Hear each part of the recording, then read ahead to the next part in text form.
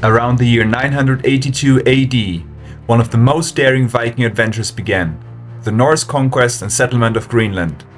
But Greenland's story isn't just about exploration, it's about strategy, branding, survival in a harsh world, and the way a name helped build a colony. Today, we'll explore how the Vikings first reached Greenland, how it was settled, and why its founder gave it an inviting name that helped attract settlers.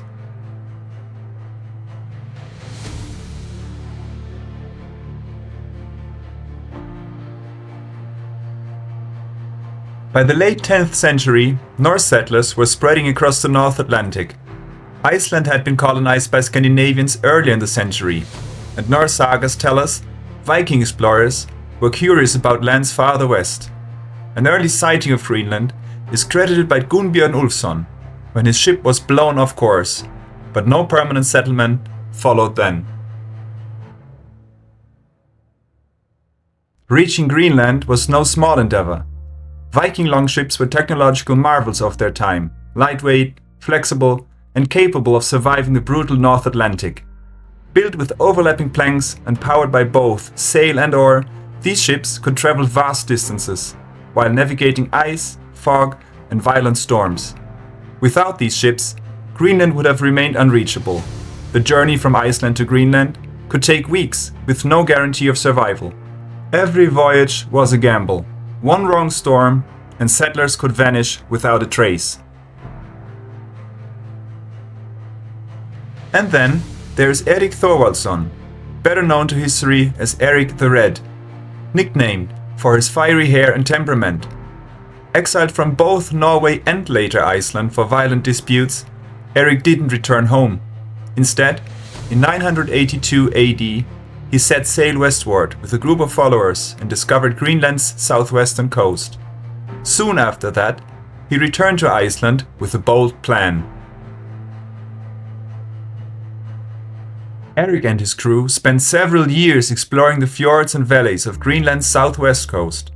Although much of the island was covered in ice, some areas, especially in summer, had vegetation and grazing land suitable for livestock. Erik established his own estate at a place known later as Brattahlid. Here's where the story gets really interesting. When Erik returned to Iceland in about 985 AD, he didn't just recount what he'd found. He gave it a name: Greenland. In Old Norse, Grönland, which means the green land. Why? According to the medieval sagas, Erik hoped that a favorable name would encourage settlers to make the perilous journey to this new land. This wasn't just poetic, it was strategic. In a time before brochures or travel guides, a place's name was part of its appeal. Greenland's name was, in effect, an early marketing strategy, a psychological invitation to people looking for new opportunities. Erik's pitch worked. Around 986 AD, about 25 ships set sail from Iceland toward Greenland. Only about 14 made the crossing safely, but those that arrived established two major Norse settlements, the Eastern Settlement and the Western Settlement, near modern Nuuk. While the Norse viewed Greenland as a new frontier, they were not alone in the Arctic world. Archaeological evidence shows that indigenous Arctic peoples, ancestors of today's Inuit, had lived in Greenland long before the Vikings arrived, though not necessarily in the same regions at the same time. Later, the Thule culture, direct ancestors of modern Inuit, migrated southward into areas once occupied by Norse settlements. While evidence of large-scale warfare is limited, competition for resources, such as hunting grounds, may have increased pressure on the Viking colonies. This clash of very different survival strategies, European farming versus Arctic hunting, may have played a role in the eventual Norse decline. Life in Viking Greenland was tough, but sustainable for centuries. Settlers raised livestock, farmed limited pasture, hunted marine mammals, and exported goods like walrus ivory and furs back to Europe. Christianity also arrived in the 11th century, and by 1126 AD, Greenland had its own bishopric. Greenland was not an isolated backwater. It was part of a global medieval trade network. One of its most valuable exports was walrus ivory, highly prized across Europe for jewelry, religious artifacts, and luxury goods. As long as European demand remained high, Greenland had a purpose.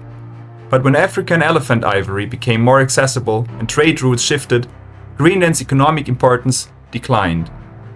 Without trade ships regularly arriving from Norway, Greenland settlers faced isolation. And isolation in the Arctic can be deadly.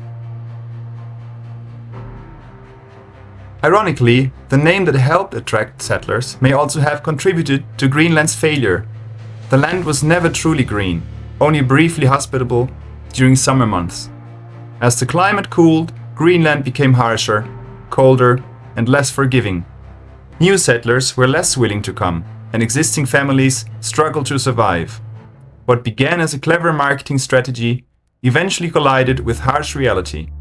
Greenland was simply too difficult to sustain long-term European farming. Despite thriving for almost 500 years, the Norse settlements eventually vanished.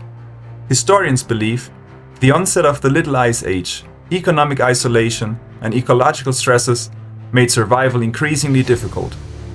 By the mid-15th century, contact with Europe had faded, and the last Viking descendants disappeared into history. The final confirmed written record of the Norse in Greenland dates from 1408, describing a wedding at the Church of Walsey. After that, silence. No battles, no dramatic collapse, just abandonment. When Europeans returned centuries later, the Viking farms were empty, their story preserved only in ruins, sagas, and frozen soil. Today's Greenland is very different from the Viking settlements of 1,000 years ago. Yet it still bears the marks of its rugged environment and resilient people. Modern Greenland is the world's largest island, with most of its more than 56,000 inhabitants living along the ice-free coast, especially around the capital Nuuk. Greenlanders are primarily of Inuit heritage, and Greenlandic culture blends this rich indigenous tradition with Scandinavian influences. Economically, fishing remains the backbone of the country, making up about 90% of Greenland's exports, alongside growing sectors like tourism and small-scale mining. Greenland receives substantial fiscal support from Denmark, which helps fund public services, but the push for greater self-determination and economic independence continues. At the same time, climate change is dramatically transforming life on the island. Greenland's massive ice sheet is melting faster than ever, affecting traditional subsistence activities like hunting and fishing, and reshaping the landscape that people have known for generations. So, while Viking history connects Greenland to the past, the island today is a modern society negotiating identity, environment, and opportunity in the Arctic. The conquest of Greenland stands as a bold chapter in Viking history, a tale of exploration, resilience, and an unusually effective name. What began as a marketing ploy by Eric the Red became a Norse home for centuries, a testament to the spirit of the Viking Age.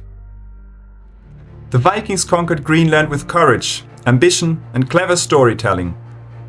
But history shows that survival depends not just on bravery, but on adaptation. Today, Greenland once again attracts global attention, not for pastures or farming, but for strategic location, minerals, and climate change. And just like 1,000 years ago, powerful outsiders are once again looking north. So what do you think? Did the Vikings fail in Greenland? Or did they succeed for as long as humanly possible in such an extreme environment? Let me know in the comments. Thank you for watching. If you haven't done it yet, please subscribe to the channel for more insights into the Germanic and Norse world.